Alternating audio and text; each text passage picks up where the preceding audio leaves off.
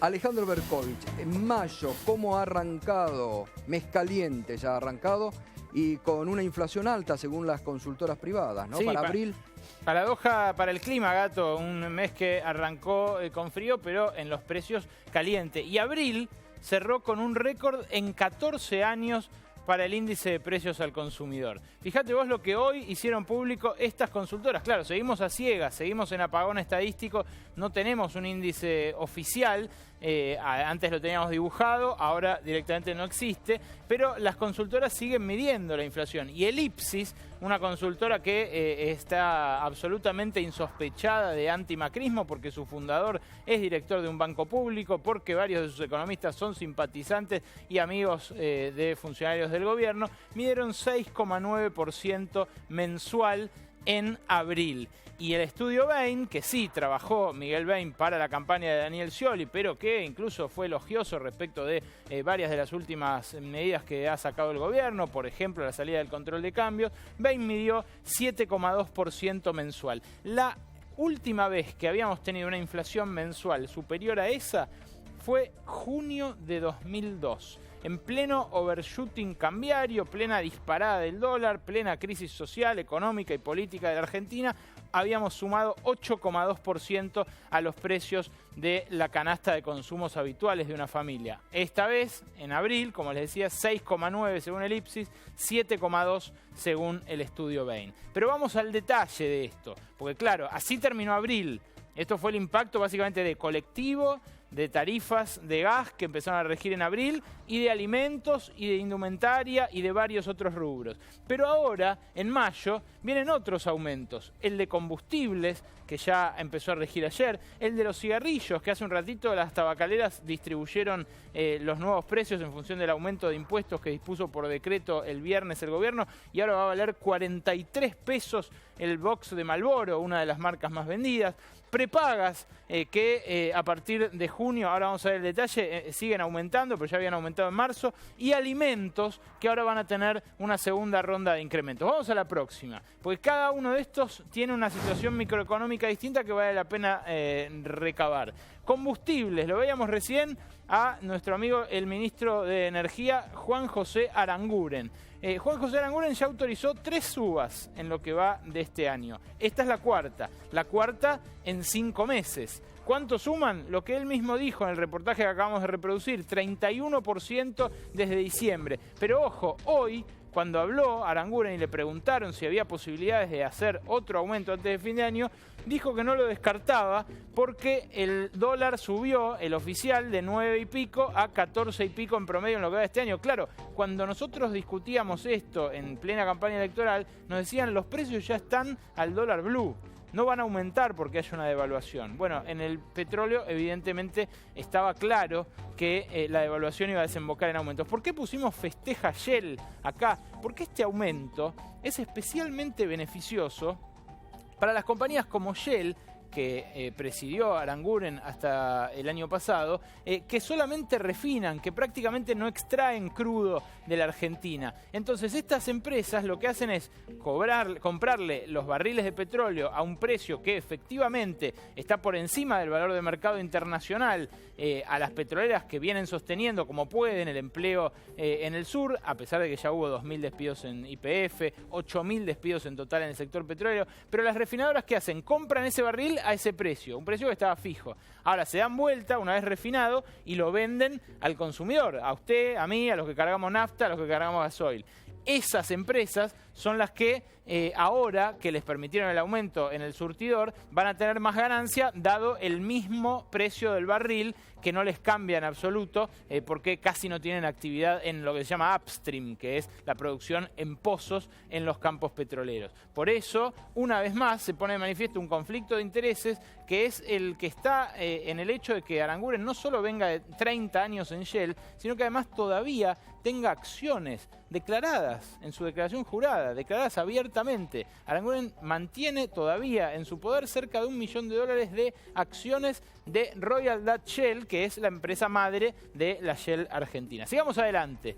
Esto era combustible, pero tenemos una comparación internacional. Acá están los precios más caros de la nafta en el mundo. Son los países europeos y Uruguay. Esto es en pesos por litro, más allá de que en algunos lugares se venda en galones, que por supuesto en Europa se cobre en euros, en Estados Unidos en dólares. Pero fíjate vos, en Italia un litro vale 24 pesos, en Francia casi 22, en Alemania 21, en Uruguay casi 20, estamos hablando de la Super, no de la Premium. La Super, que es la que desde ayer a la mañana en Argentina vale 17,08. La Premium ni hablar, ni que hablar la Shell, que justamente es la que más caro cobra, la V-Power, más de 20 pesos, ya claramente más de 20 pesos acá en el área metropolitana y en el interior bastante más. Pero fíjense el resto de los países de la región. Chile, por ejemplo.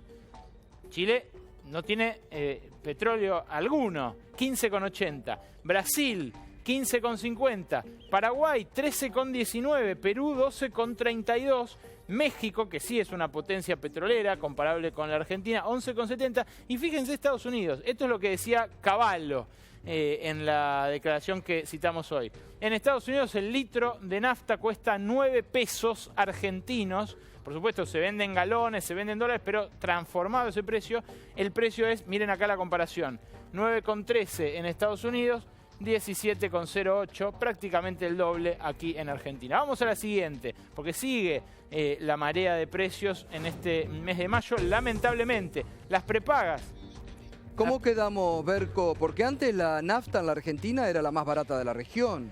Sí, bueno, ahora es de las más caras. Fíjate en la placa anterior lo que te mostraba. Claro, es más cara que en Chile, más cara que en Perú, más cara... Sí, claro. Y en todavía queda el Uruguay. El único que todavía es un poco más caro es Uruguay, que venía de alto, ¿no? Venía de nafta de Claro, Uruguay además es un país donde tradicionalmente la nafta es cara porque Uruguay no tiene petróleo, lo importa todo y ANCAP, que es la petrolera estatal, lo refina. Claro. Ahora el petróleo está bajo en el mundo, por eso está la nafta barata en general en el mundo y acá en Argentina no bajó. Hay una amortiguación en el hecho de que Argentina mantenga el precio del barril justamente subsidiado para que no echen petroleros en el sur, está este hecho de que cuando sube muchísimo el barril, en Argentina se mantiene la nafta y cuando baja mucho el barril como ahora, la nafta sube igual. Pero claro, acá lo que operó fue el precio del petróleo y la devaluación. Cuando Aranguren dice, me subió el precio en pesos del barril, y bueno, tiene que ver con la devaluación de diciembre del año pasado. Estábamos en prepagas, en la siguiente, y en prepagas lo que se ve es que hubo una autorización para subir 15% en el mes de junio, 5% más en el mes de julio y redondear en el año un 40%, porque en marzo las prepagas ya habían subido un 9%. Ahora autorizaron este 15%, este 5%, y el objetivo es hacer un cuarto incremento en el segundo semestre que redondearía el 40% para el año. El año pasado las prepagas también subieron fuerte, subieron 28,5%, pero claro, este año acusan el impacto de la devaluación. El otro día hablando con un dueño de una prepaga me decía, mirá, a mí me hicieron volver de Punta del Este el 2 de enero, me pidieron no subas los precios ahora, aguanten hasta marzo, yo aplaudí la salida del cepo cambiario y resulta que empecé a pagar todos los insumos a 15 mangos en vez de a 9. Usan mucho insumo importado la salud privada. Y además después les metieron el tarifazo, con lo cual hoy están trabajando a pérdida muchas de las empresas de salud privada. Sigamos adelante. Esto es prepaga. Antes habíamos visto combustibles y ahora la famosa segunda ronda. Esto es algo que cuando uno consulta a economistas del gobierno, en todos los casos dicen no teníamos calculado. Lo que dicen es, hay aumentos que tratamos de dosificar en servicios públicos, que precios venían pisados y muy pisados durante la era kirchnerista. Y es verdad, los subsidios hacían que aquí en Capital Federal, Gran Buenos Aires, se pagaran tarifas ridículas en muchos casos por la luz y especialmente por el gas. Pero lo que no calcularon es que cuando aumenta la luz y el gas para los comercios, después eso se traslada a precios de los productos que venden los comercios. Es lo que pasó con los pequeños supermercados y almacenes que empezaron a trasladar ya el mes pasado el precio de sus tarifas a los productos que nos venden a nosotros. Pero ahora, además de eso, en mayo va a venir el impacto de la suba del flete, de la suba del gasoil sobre los productos que transportan los fleteros. Claro, en Argentina el 95% de la carga se transporta en camión. No por nada Hugo Moyano amasó el poder que amasó después del desmantelamiento de los trenes en la época menemista.